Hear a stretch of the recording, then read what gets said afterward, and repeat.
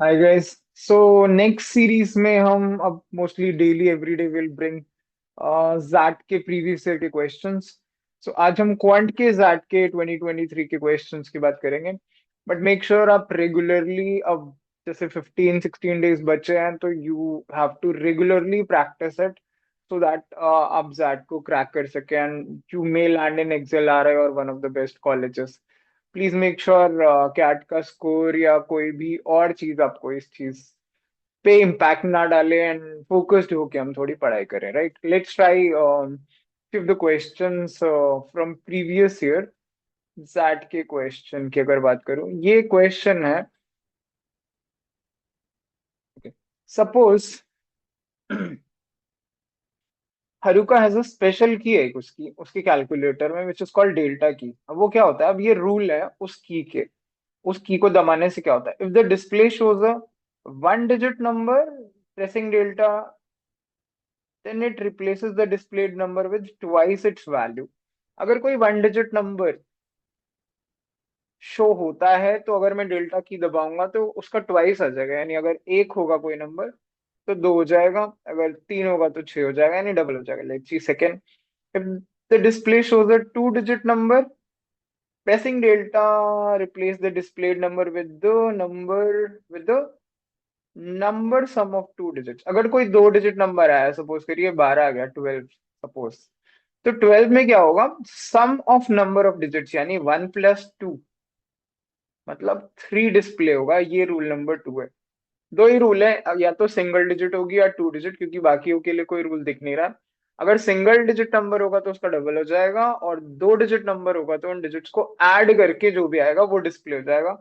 And this, suppose Haruka enters value 1, इसने 1 डाली है, ठीक है, will write it here may be 1, and then press delta repeated after pressing the key for 68 times, what will be the displayed number? This is a very easy question guys, actually it's very easy, it's not very difficult, but इसमें एक catch है जिसकी वजह से ये काफी cases में गलत हो सकता है। You have to be very sure. उसने क्या किया, वन एंटर किया, ये वन है, अब इसके बाद डेल्टा प्रेस करना शुरू किया है, तो आपको ये याद रखना पड़ेगा, डेल्टा प्रेस करना शुरू किया है। अब इसमें नॉर्मली ये कुछ होता नहीं है, इसमें एक पैटर्न बनेगा, हमें पहले वो पैटर्न आइडेंटिफाई करना है। पहले ये सिंगल डिजिट है तो इसके बाद डेल्टा प्रेस करते ही क्या होगा, टू बन जाएगा।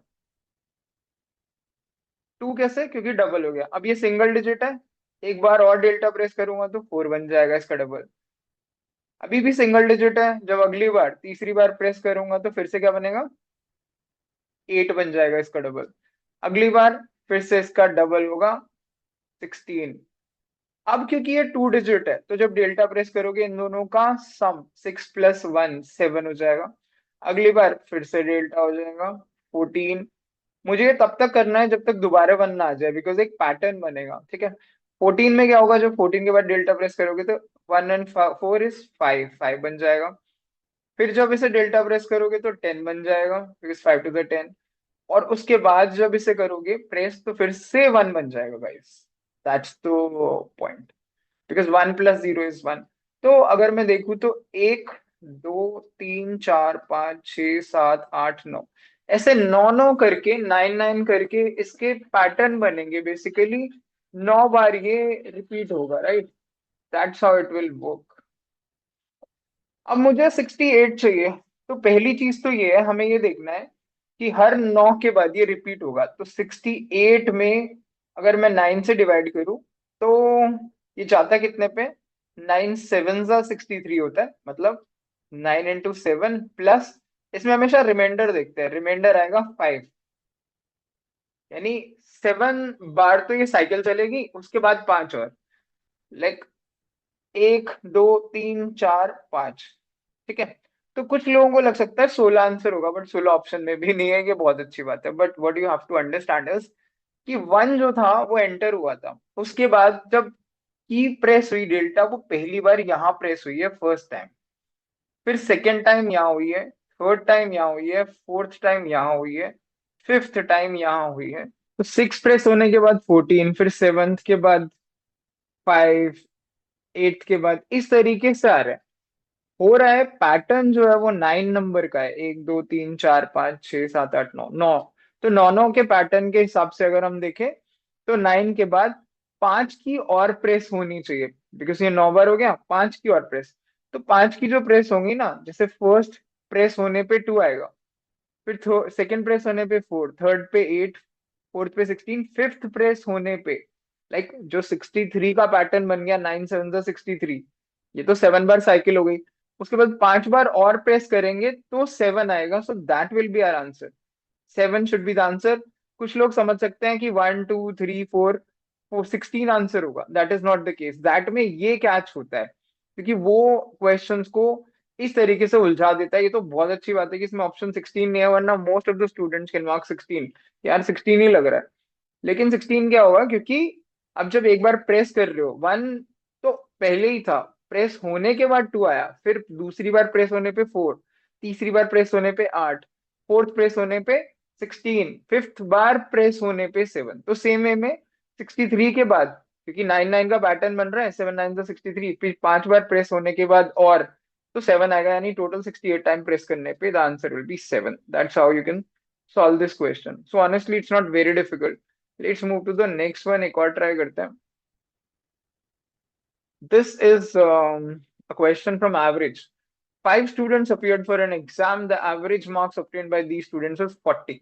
ठीक है, 5 स्टूडेंट है, एवरेज अगर 40 है, so the total number of marks will be 200। Maximum marks 100 है हर सब्जेक्ट में। Each of the 5 student scored more than 10 marks. हर एक के 10 से ज्यादा नंबर है, okay. However none of them scored exactly 40। किसी के भी एग्जैक्टली 40 नहीं है, इसका मतलब है कुछ के 40 से नीचे होंगे और कुछ के 40 से ज्यादा होंगे, बट किसी के भी 10 से कम नहीं है। Based on the information given which of the following must be true, okay. Must be true, अब हमें देखना है कौन सी लाइन सबसे ज्यादा ट्रू होगी, विच विल बी ट्रू। अब इसके लिए तो भाई पांचों लाइन पढ़नी पड़ेंगी, then only we can understand कौन सी ट्रू होगी। Let's see, at least 3 of them scored a maximum of 40 marks. ये तो कोई सीन नहीं बना रहा है, एटलीस्ट लाइक एक, आई राइट इट, 1 2 3 4 5 ये लोग हैं। वो कह रहा है at least 3 of them scored a maximum of 40 marks. ऐसा तो जरूरी नहीं है, हो सकता है सारे, क्योंकि इसमें डिस्टिंक्ट वगैरह की भी बात नहीं है। हो सकता है कि 4 लोगों के 40 के ऊपर हो, ऐसा भी पॉसिबल है, 4 के 40 के ऊपर हो जाए। At least 3 of them scored maximum, ऐसा तो जरूरी नहीं है, ज्यादा भी हो सकते हैं, कम भी हो सकते हैं। तो आई don't think A is correct, ऐसा हो सकता है ना। At least 3 of them scored more than 40 marks, ये तो मैंने लिख ही दिया। एटलीस्ट 3 ऑफ देम नहीं, ये भी पॉसिबल नहीं है, हो सकता है सिर्फ 2 लोगों ने ही, मान लो ऐसा होता, इधर 3 लोगों ने 39 39 कर दिया और बाकी के इधर 2 लोगों ने ज्यादा कर दिया।